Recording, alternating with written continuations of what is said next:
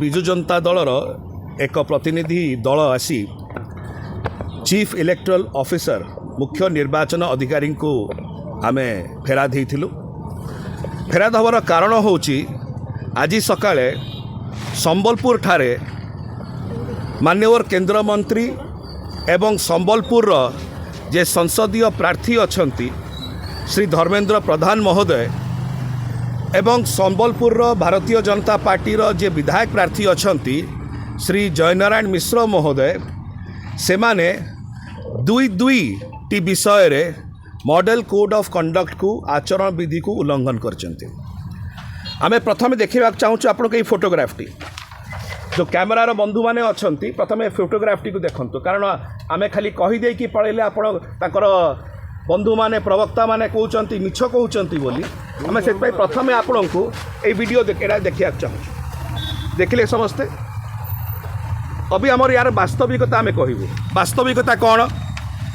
ମାନ୍ୟବର କେନ୍ଦ୍ରମନ୍ତ୍ରୀ ଶ୍ରୀ ଧର୍ମେନ୍ଦ୍ର ପ୍ରଧାନ ଏବଂ ଭାରତୀୟ ଜନତା ପାର୍ଟିର ଯେ ବିଧାୟକ ପ୍ରାର୍ଥୀ ଅଛନ୍ତି ଶ୍ରୀ ଜୟନାରାୟଣ ମିଶ୍ର ଆଜି ସକାଳେ ସମ୍ବଲପୁରଠାରେ ସ୍ଥିତ ଥିବା କ'ଣ ଲେଖା ହେଇଛି ଏଥିରେ office of the chief construction engineer western national highway Sambalpur ଗୋଟେ ସରକାରୀ ଅଫିସରେ କି ପ୍ରକାର ଭାବରେ ଗୋଟିଏ ସଭା କରୁଛନ୍ତି।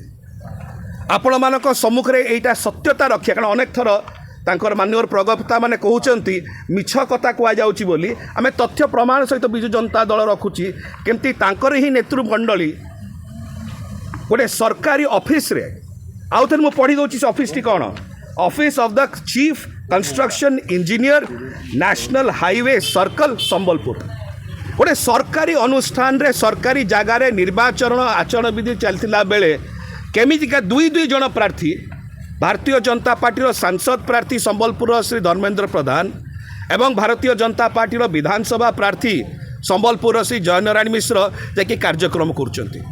କେବଳ ସେତିକି ନୁହଁ, ଆର ଫଟୋଟି ଦିଅନ୍ତୁ। ଦ୍ୱିତୀୟ ଫଟୋଟି ହେଉଛି ଏଇଟା। ଏଇଠି ଆପଣ ଦେଖୁଛନ୍ତି ସେଇ ଜାଗାରେ ଏନ୍ସିସିର କ୍ୟାଡେଟ୍ କପ୍ସ ମାନଙ୍କ ସହିତ ମୁଁ ଆଉ ଥରେ ଦେଖିବାକୁ ଚାହୁଁଛି, ସମସ୍ତେ ଏଇଟାକୁ ଫୋକସ୍ କରନ୍ତୁ।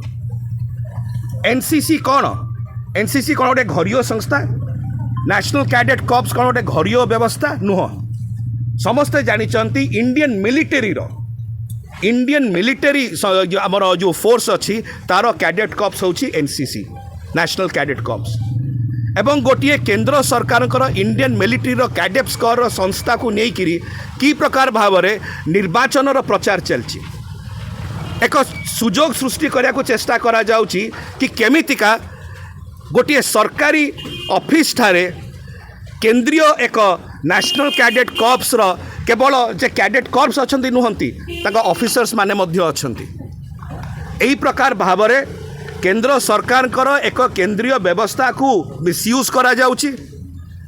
ଗୋଟିଏ ସରକାରୀ ଅଫିସରେ ଏ ପ୍ରକାରର ସଭା ସମିତି କରିକିରି ମଡେଲ କୋଡ୍ ଅଫ୍ କଣ୍ଡକ୍ଟକୁ ଭାୟୋଲେଟ୍ କରାଯାଉଛି ଏବଂ ସମ୍ପୂର୍ଣ୍ଣ ବିବରଣୀ ଏବଂ ତଥ୍ୟ ଆପଣଙ୍କ ସାମ୍ନାରେ ଆମେ ରଖୁଛୁ। ଆମେ ଚିଫ୍ ଇଲେକ୍ଟ୍ରାଲ ଅଫିସରଙ୍କୁ ଅନୁରୋଧ କରିଛୁ କି ଯେହେତୁ ସିଏ ଜଣେ ମାନ୍ୟବର କେନ୍ଦ୍ରମନ୍ତ୍ରୀ, କ'ଣ ଆଇନ ତାଙ୍କ ପାଇଁ ଅଲଗା ଏବଂ ଅନ୍ୟମାନଙ୍କ ପାଇଁ ଆଇନ ଅଲଗା ନା? ଏହି ପ୍ରକାର ବିଧି ବ୍ୟବସ୍ଥା ଯାହା ଆପଣ ଦେଖୁଛନ୍ତି ଏହି ବିଧି ବ୍ୟବସ୍ଥା ଅନୁଯାୟୀ ତାଙ୍କ ଉପରେ ଦୃଢ଼ କାର୍ଯ୍ୟାନୁଷ୍ଠାନ ଗ୍ରହଣ କରାଯିବା କଥା ନୁହଁ। ଆମେ ଆଶା କରୁଛୁ ମୁଖ୍ୟ ନିର୍ବାଚନ ଅଧିକାରୀ ୟା ଉପରେ ଦୃଢ଼ତାର ସହିତ କାର୍ଯ୍ୟ କରିବେ ଏବଂ ମାନ୍ୟବର କେନ୍ଦ୍ରମନ୍ତ୍ରୀ ଏବଂ ସମ୍ବଲପୁରର ସଂସଦ ପ୍ରାର୍ଥୀ ଶ୍ରୀ ଧର୍ମେନ୍ଦ୍ର ପ୍ରଧାନ ମହୋଦୟ ଏବଂ ଭାରତୀୟ ଜନତା ପାର୍ଟିର ସମ୍ବଲପୁରର ବିଧାୟକ ପ୍ରାର୍ଥୀ ଶ୍ରୀ ଜୟନାରାୟଣ ମିଶ୍ରଙ୍କର ବିରୁଦ୍ଧରେ ଦୃଢ଼ରୁ ଦୃଢ଼ କାର୍ଯ୍ୟାନୁଷ୍ଠାନ ଗ୍ରହଣ କରାଯିବ।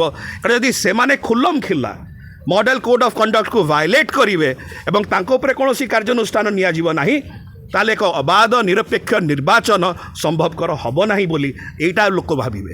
ଆମେ ଆଶା କରୁଛୁ ମୁଖ୍ୟ ନିର୍ବାଚନ ଅଧିକାରୀ ୟାକୁ ଗୁରୁତ୍ୱ ସହିତ ନେବେ। ଧନ୍ୟବାଦ।